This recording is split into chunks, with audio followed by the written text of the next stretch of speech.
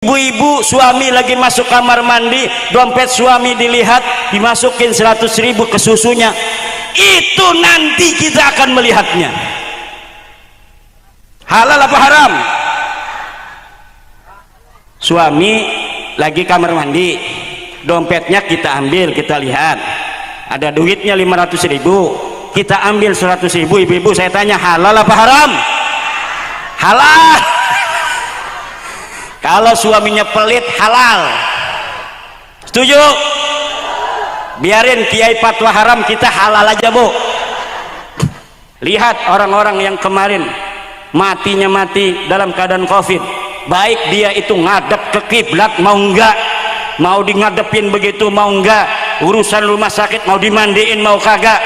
Lihat nanti di yaumil hisab, atau kita lihat nanti ketemu di surga, tanya pada dia, bagaimana kamu masuk surga? Saya yakin, seyakin-yakinnya berdasarkan firman, berdasarkan hadis dari Rasulullah, bahwa orang yang mati fit ta'un mata syahidan wasyahidu dakhalal jannah bighairi hisab.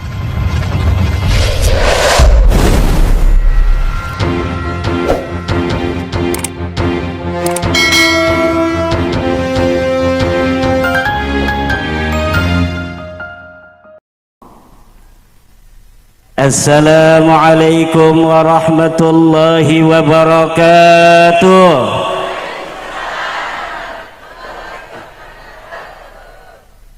Alhamdulillahil malikil hakim, al-jawadil karimil azizir rahim, fattariqu ilayhi wadihun lil qasidin, waddalilu alayhi laihun lin nazirin.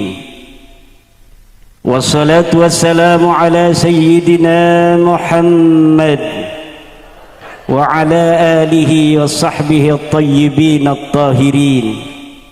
Ya hayyu ya qayyum, ya hannanu ya mannan, ya dayyanu ya sultan, ya dhal jalali wal ikram. Amma ba'du, faqala Allah ta'ala fil Qur'anil Karim, A'udzu billahi minasy syaithanir rajim. Alhaakumut takatsur hatta zurtumul maqabir. Sadaqallahul azim. Hadaratil mukarramin, a'izza'anal kiram, Romo Kiai Haji Raden Syarif Rahmat RA, Romo Kiai Haji Khalil, para kiai-kiai dari Banjarsari, Ciamis, para pemateri, Gus Fuad Pleret, KRT Fakih Wiro Hadiningrat, Tubagus Moki Nur Fadil, Gus Nas, juga Ketua Majelis Ulama Indonesia Kecamatan Banjarsari, Kiai Haji Raden Khalil Ahmad Romli, yang juga merupakan putra tertua daripada almarhum dan almaghfurlah Bapak Kapolsek Kecamatan Banjarsari, Bapak Arman, Bapak dari tentara Pak Marjan, dari para laskar Banser, daripada suka ibu-ibu yang manis-manis, orang Ciamis manis-manis semua, amin. Bapak-bapak, adik-adik semua, hari ini adalah hari suri tauladan dari seorang anak untuk orang tuanya yang telah tiada. Tidak semua anak di dunia ini yang mau menghauli ayahandanya dengan haul seperti ini, hadza yadullu ala birrihim, hadza yadullu ala mahabbatihim lil marhum wal maghfur lah. Romo Raden Ahmad bin Romli memang dia telah tiada, walakin atharuhu, lacak-lacaknya hari ini masih ada. Satu kecamatan diasuh oleh anaknya melalui Majelis Ulama Indonesia Kecamatan Banjarsari. Adiknya tinggal di Ciputat, yang masuk Banten, kadang dipanggil Banten, kadang Jakarta, memberikan cahaya kepada sekitarnya melalui pondok pesantren yang diasuh oleh beliau, yaitu pesantren Ummul Quran. Ummul Qura apa Ummul Quran? Ummul Qura. Kemudian tidak hanya untuk santrinya beliau mengabdikan diri, beliau juga memberikan cahaya kepada dia yang tidak di pesantren namun mendapatkan cahaya darinya melalui Ormas Pada Suka Padepokan Sunan Kalijaga. Raden Ahmad sudah tiada, tetapi beliau tidak usah bersedih meninggalkan dunia, karena ia telah menjadi sebab daripada cinta Allah kepada sekelilingnya warga Banjarsari. Banjarsari, salah sedikit jangan dimarahin. Dengan anaknya Kiai Khalil, dan dapat memberikan cahaya kepada bahkan seluruh Nusantara melalui dakwahnya di televisi, yaitu Kanjeng Kiai Raden Syarif Rahmat SQ. Ini adalah contoh dari seorang tua yang berhasil mendidik anak-anaknya. Saya iri, mampukah saya menjadi Raden Ahmad yang telah memiliki dua putra yang mampu memberikan cahaya untuk sekelilingnya, yang mampu bermanfaat untuk agamanya baginda Nabi besar Muhammad, yang mampu bermanfaat bukan hanya untuk para santri yang siap belajar agama, tapi membimbing banyak orang dari semua kalangan. Pada Suka itu ada dari tentara, ada dari pedagang, ada pengusaha, ada tukang parkir, ada tukang sepeda, sukanya sesepedahan saja. Beliau demi cinta beliau kepada keluarganya di Pada Suka, kadang-kadang naik sepeda bareng-bareng dengan mereka. Saya ini hanya ngajar ngaji, majlis rumah, majlis rumah, majlis rumah. Ini kadang-kadang diundang ceramah. Udah lama nggak diundang-undang ceramah karena saya memilih tidak mau diundang ceramah. Udah 5 tahun. Karena santri semakin banyak, saya tanggung jawab. Saya udah memutuskan hidup saya ngajar ngaji. Ternyata ada hal-hal yang 2003 ini saya harus kembali untuk mau diundang ceramah, karena hal-hal tanggung jawab saya sebagai orang yang telah menulis sebuah tesis tentang suatu hal, dan kemudian orang-orang ingin mendengar langsung dari saya, dan saya mengucapkannya, menerangkannya hanya kepada panitia yang undang untuk bicara itu.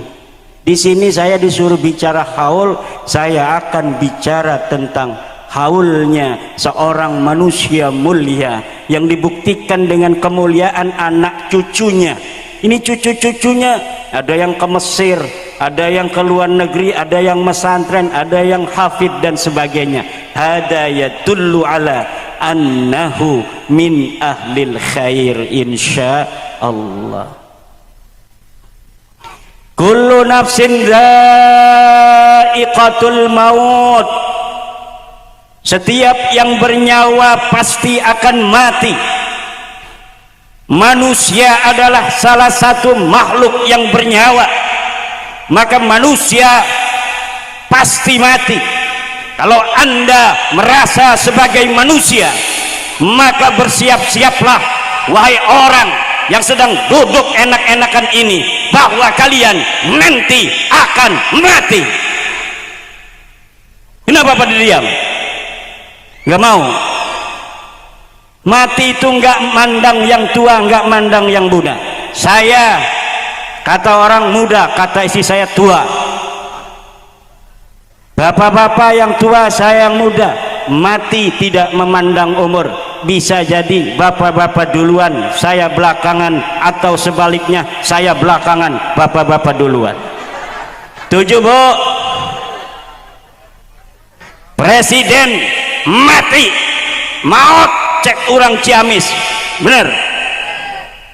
Menteri paeh, paeh apa maut? Paeh bae aing mah, di Banten aing mah Sundana. Gubernur paeh, bupati, camat, tentara, polisi, kiai. Ulah kiai mau ulah paeh, pupus. Semuanya akan menghadap Allah. Yang satu perlu kita ingat, bahwa mati hanya sebentar. Bagi kita ahli sunnah wal jamaah, ketika kita meninggal sebentar, kemudian kita dibawa ke langit yang ketujuh, kita akan dikembalikan lagi, kemudian kita akan bangun untuk menerima pertanyaan, man rabbuka. Kata bagian kecil dari umat Islam yang namanya Mu'tazilah, bahwa ketika manusia itu wafat, maka dia akan terus mati sampai nanti hari kiamat. Tidak ada pertanyaan mungkar dan nakir, tidak ada namanya siksa kubur. Nanti setelah kiamat datang, dihisab, baru dia akan disiksa. Kalau dia min ahli syar di neraka, kalau dia min ahlil jannah, dia akan mendapatkan kenikmatan di dalam surga. Makanya kalau ada orang yang tidak mau haul, berarti dia ikut Mu'tazilah, bahwa orang yang sudah mati itu mati nanti dia sampai kiamat. Dia percaya adanya neraka, dia percaya adanya surga, tapi dia tidak percaya adanya malaikat mungkar dan nakir bertanya di alam barzah. Dia tidak percaya adanya raudhatun min riyadil jannah. Dia tidak percaya adanya khufratun min khufarin niran. Yang dia percaya sesuai dalam Al-Quran adanya yaumul hisab, nanti setelah hari kiamat baru dihisab manusia. Ada sebagian yang fariqun fil jannah wa fariqun fis sa'ir, sebagian masuk ke dalam surga dengan segala kenikmatannya, dan sebagian lagi akan masuk ke neraka dengan segenap penderitaannya. Tapi kita ahlus sunnah wal jamaah, bagi kita ahlus sunnah wal jamaah, hadis-hadis Nabi menyatakan ketika orang saleh meninggal dunia, malaikat turun membawa kain kafan dari surga. Ketika nyawa ini kemudian keluar sendiri, malaikat maut datang, wahai tuanku, waktumu sudah selesai. Maka keluarlah ini nyawa, kemudian ditampani Qabilah malaikat nampani nyawa kita, kemudian memasukkannya ke kain kafan dan dibawa keranda oleh malaikat-malaikat dari bumi sampai langit pertama. Di sana malaikat langit pertama tidak bisa masuk ke langit kedua, diberikan kepada malaikat langit kedua, kemudian dibawa oleh malaikat langit kedua ke langit ketiga, begitu selanjutnya ditampa oleh malaikat langit ketiga, keempat, kelima, dan ketujuh. Kemudian setelah bertemu Allah subhanahu wa ta'ala, dibalikan lagi ke dalam jasadnya untuk ditanya tentang Rasul baginda Nabi besar Muhammad sallallahu alaihi wasallam. Kata malaikat, man hadar rajul, siapa laki-laki ini? Orang yang suka bermarhaban ketika melihat wajah baginda Nabi, dia akan berbahagia. Hada Jadul Husaini marhaban ya nuraini.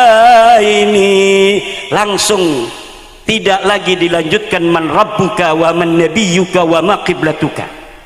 Tapi bagi orang-orang yang tidak kenal kepada Nabi Muhammad, man hadar rajul, ia tidak pernah bermaulid, ia tidak pernah bermarhabah, dia jarang bersolawat di hari Jumat ketika menunggu adzan Jumat. Bagaimana dia menunggu adzan Jumat membaca solawat 1000 kali?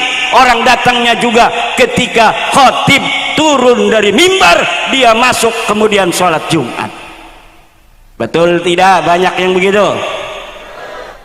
Makanya para hadirin hadirat di dalam ahlu sunnah wal jamaah, kemudian dilanjutkan ketika seseorang itu merupakan min ahlil khair, maka dia akan dimasukkan oleh Allah raudhatan min riyadil jinan, dalam satu taman seperti taman-taman surga. Dia belum masuk surga, tapi sudah dimasukkan ke dalam satu taman surga. Ibu pernah ke taman safari? Wajah-wajahnya belum pernah ini. Bayarnya 150.000, mahal. Kita pengen masuk ke taman safari saja, bayarnya sekali masuk 150.000. Ini kita orang Banjarsari nanti nunggu kiamat, kadang 1000 tahun, bisa jadi 2000 tahun, bisa jadi 1 miliar tahun. Itu setiap hari. Karena fi raudhatin min riyadil jinan, tanpa bayar sampai kiamat.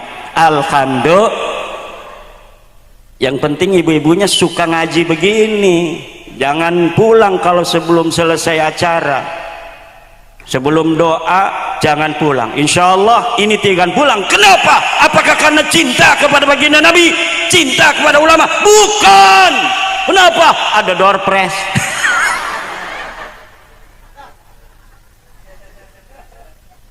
Mudah-mudahan saya yang dapat door prize-nya. Amin. Nih ibu-ibu lagi begini nih, mati. Ini kan lagi nuntut ilmu, matinya masuk surga. Man mata fi talabil ilmi mata syahidan. Siapa orang yang mati dalam keadaan menuntut ilmu, mata syahidan, maka dia matinya dalam keadaan mati syahid. Bagaimana konsekuensi mati syahid? Mati syahid itu dakhalal jannah bighairi hisab, masuk surga tanpa diperiksa BPK, tanpa diperiksa KPK. Ada orang masuk surga tapi diperiksanya lama. Pemeriksaan di yaumul hisab bisa berjalan, ada yang sehari, ada yang setahun, ada yang 100 tahun, ada yang 1000 tahun, ada yang 1.000.000.000 tahun. Lama. Dalam keadaan matahari begitu dekat, ngucur segala macam keringat yang berbau bermacam-macam dari orang-orang yang sangat berdosa. Maka ketika itu manusia di yaumil hisab itu tidak kuat. Ya Rabb, kami mohon keringanan dari keadaan yang begini sangat tidak enak. Matahari begitu dekat, kemudian bentakan malaikat ketika menyidik kita. Satu, Apa yang kita lakukan tidak ada yang luput daripada hisaban. Ibu-ibu suami lagi masuk kamar mandi, dompet suami dilihat, dimasukin 100.000 ke susunya, itu nanti kita akan melihatnya. Halal apa haram? Suami lagi kamar mandi, dompetnya kita ambil, kita lihat ada duitnya 500.000, kita ambil 100.000. Ibu-ibu saya tanya, halal apa haram? Halal. Kalau suaminya pelit, halal. Setuju? Biarin kiai fatwa haram, kita halal aja bu. Suami pelitnya kayak setan, dia lagi meleng, kita ambil aja duitnya 100.000. Dia nanya, kemana nih 100? Ada tuyul kali AA.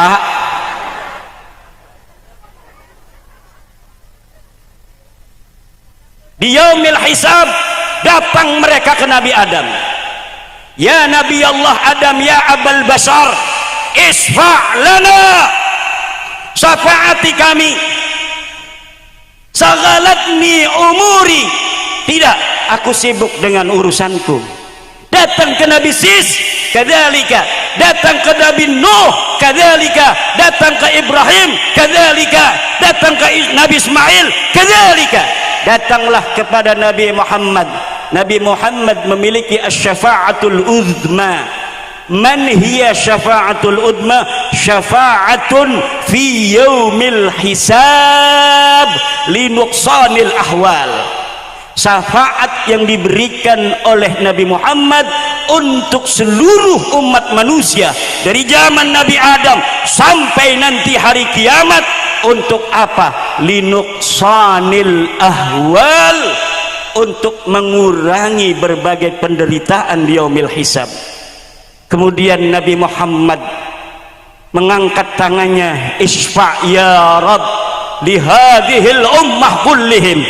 Kemudian direnggangkan ini matahari yang begitu dekat, diangkat oleh Allah. Kemudian rada adem, malaikat yang membentak ketika dia ini memeriksa kamu, itu mengurangi bentakannya. Itu disebut dengan asy-syafa'atul uzma. Baru nanti ibu dan bapak, ketika sudah selesai hisab, di sana ada mizan. Ma huwal mizan? Mizan adalah timbangan. Mizanun haqiqiyun la takhayyuliyun. Ini adalah mizan hakiki, timbangan benar. Kelihatan timbangan itu. Setiap manusia amalnya akan ditimbang. Besar sekali timbangan. Wa kullun nasi yanduru ila hadal mizan. Setiap orang bisa melihat ketika amal kita ditimbang. Kalaulah besar, lebih berat amalan kebaikan kita, maka kita kemudian akan dimasukkan ke dalam surga melalui sirat. Apa itu sirat? Sirat adalah jembatan. Jembatan bainal mauqif wa bainal jannah wa bainahuma narun. Hada mauqif wa dzalika al jannah wa bainahuma narun. Hada sirat, siratun hakikiyun, jembatan hakiki dari besi jembatannya. Kenapa jembatan itu disebut jembatan hakiki? Karena sirat yang majaz ada di dalam dunia, wahwa dinul Islam. Hada sirat, siratul ladzina an'amta alaihim ghairil maghdubi alaihim waladdallin. Tetapi nanti sirat di yaumil hisab kelihatan jembatan bener. Jembatan bener. Cuma jembatannya ini tergantung amal ibadah kita. Ada yang terasanya jembatannya ini sempit tapi dia bisa jalan. Ada yang terasa lebar, dia bisa berjalan dengan berlari begitu kencang. Ada yang jembatannya terasa sangat tipis sekali, wa fi riwayatin, bahkan dalam satu riwayat seperti rambut yang dibelah 7. Walau kana hadal hadis dhaifan, walaupun hadis ini hadis dhaif. Orang-orang yang beramal seperti para syahid, ini yang hari ini akan mati syahid. Kalau mati lagi belajar begini, man mata fi talabil ilmi mata syahidan, itu tanpa hisab, tanpa ngelewati sirat, harus jalan di jembatan, tapi dia kalbarkil khatif, sudah ada di dalam surga. Itu adalah untuk orang-orang yang mati syahid. Di antara mati syahid, orang yang mati dalam keadaan menuntut. Kalau anak ibu lagi mondok, kemudian di pondoknya kepleset meninggal, itu sudah jelas kalau mati syahid. Kalau tidak percaya, setelah 8 tahun bongkar kuburnya, maka akan dia itu utuh seperti semula. Kenapa? Mata fi talabil ilmi. Maka di Cilegon tahun kemarin ada 40 orang kampung nggak tahuan kiai. Pas mau dibikin jalan tol, ketika dibongkar itu makam mau dipindah, masih banyak yang utuh, 40 orang lebih masih utuh, padahal dia bukan kiai. Kenapa? Mungkin dia termasuk dalam keadaan meninggal dalam syahid. Orang mati syahid lagi kalau meninggal lagi ngelahirin, ibu-ibu ngelahirin, meninggal mata syahidan, matinya mati syahid. Mati kena covid, mata syahidan. Kenapa? Hina mati covid itu, pakai peti, pakai plastik, betul tidak? Di dalam pandangan Allah ini kemuliaan. Lihat orang-orang yang kemarin matinya mati dalam keadaan covid, baik dia itu ngadep ke kiblat mau enggak, mau di ngadepin begitu mau enggak, urusan rumah sakit mau dimandiin mau kagak. Lihat nanti di yaumil hisab, atau kita lihat nanti ketemu di surga, tanya pada dia, bagaimana kamu masuk surga? Saya yakinnya berdasarkan firman, berdasarkan hadis daripada Rasulullah, bahwa orang yang mati fit ta'un mata syahidan wasyahidu dakhalal jannah bighairi hisab. Atau orang yang mati dalam keadaan kena gempa, mati tsunami, itu mata syahidan wa hadhihi haqiqah. Maka kalau hari ini ibu-ibu lagi ilir-iliran begini, ilirnya masih begini, ternyata nyawanya udah nggak ada, jangan sedih. Kalau kita punya ibu di samping kita lagi begini-gini, ternyata orangnya udah mati. Itu mati, coba ini, jangan-jangan udah mati? Belum ya? Kalau senyum begitu berarti masih hidup. Senyumnya orang Ciamis amis-amis. Alhamdulillah, kullu nafsin dha'iqatul maut. Kalau mati semua ini gimana? Kalau mati semua, iya semuanya masuk surga. Bukan hanya masuk surga, masuk koran.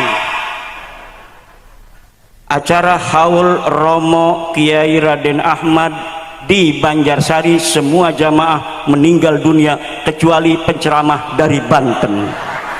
Pulang dengan Gus Fuad. Waduh, nggak didoain saya. Kullu nafsin dha'iqatul maut walikulli ummatin ajal. Walikulli ummatin, dan setiap bangsa mempunyai batas. Setiap bangsa mempunyai waktu tertentu. Bangsa Indonesia hari ini adalah merupakan warisan dari ajal dari bangsa leluhur kita yang telah lalu. Bu,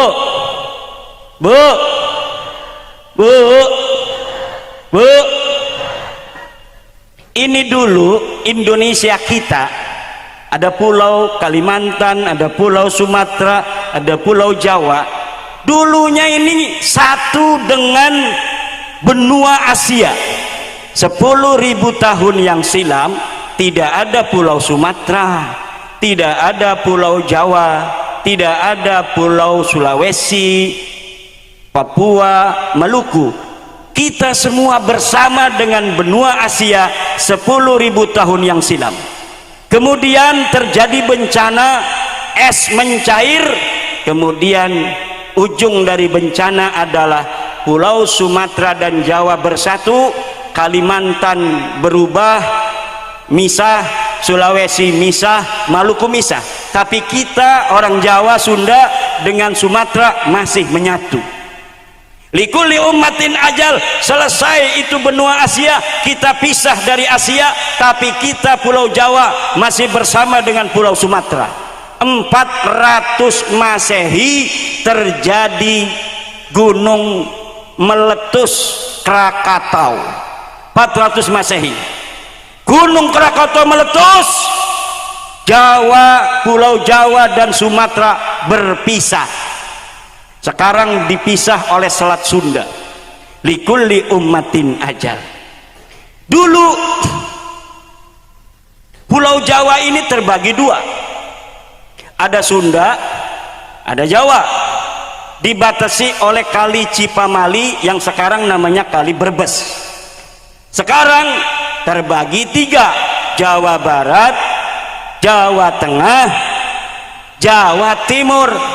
Jawa Barat terbagi tiga, ada Jawa Barat saja, ada DKI, ada Banten.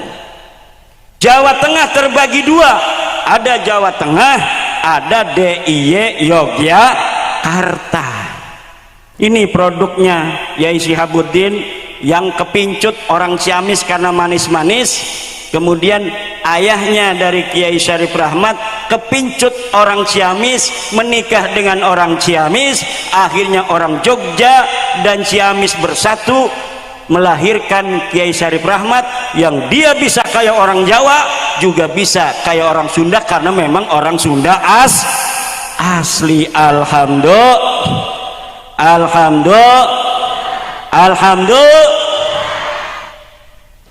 Likulli ummatin ajal.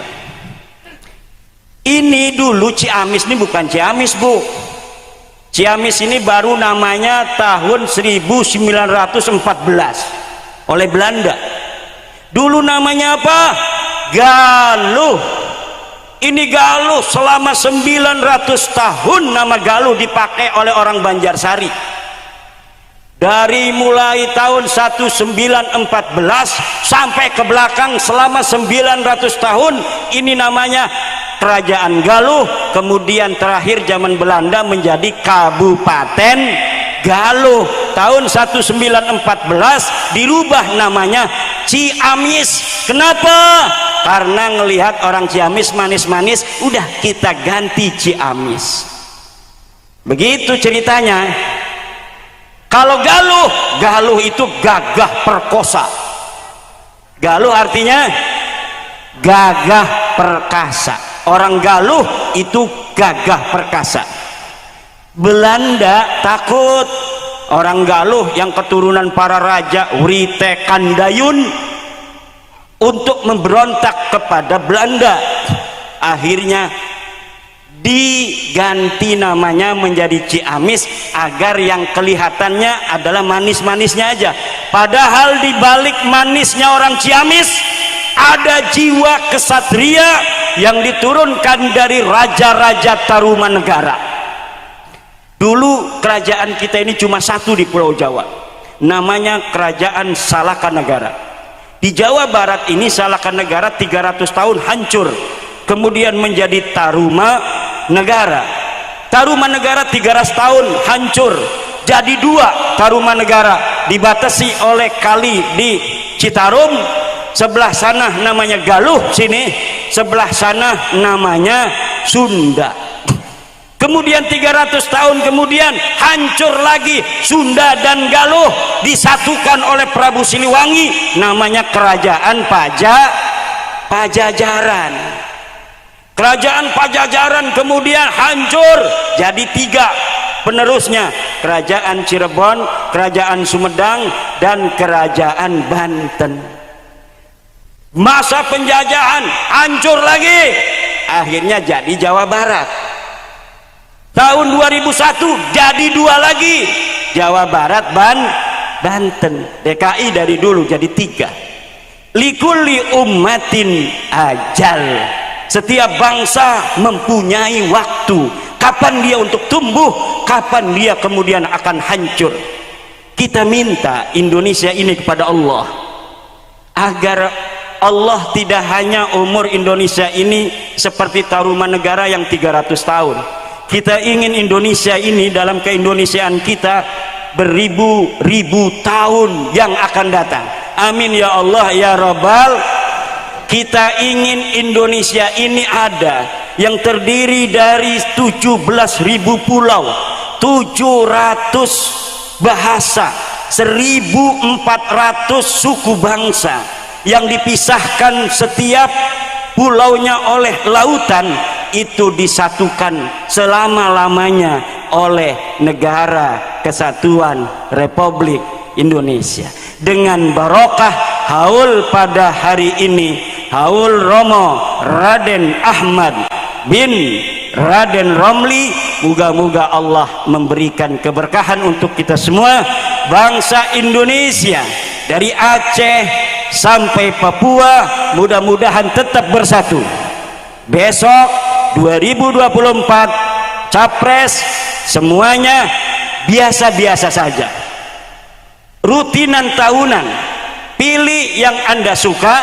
Anda pengen melihat Indonesia seperti apa, kemudian Indonesia seperti itu kira-kira siapa yang bisa mewujudkannya. Kalau kata Anda itu Anies, pilih Anies.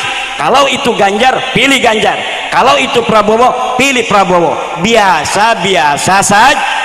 Nanti kalau kita tidak suka 5 tahun itu pada presiden yang kita kalah, kita pilihannya, tunggu 5 tahun lagi, jangan dipilih lagi. Begitu saja. Wallahu wal muwaffiq ila aqwamit thariq. Wassalamualaikum warahmatullahi wabarakatuh.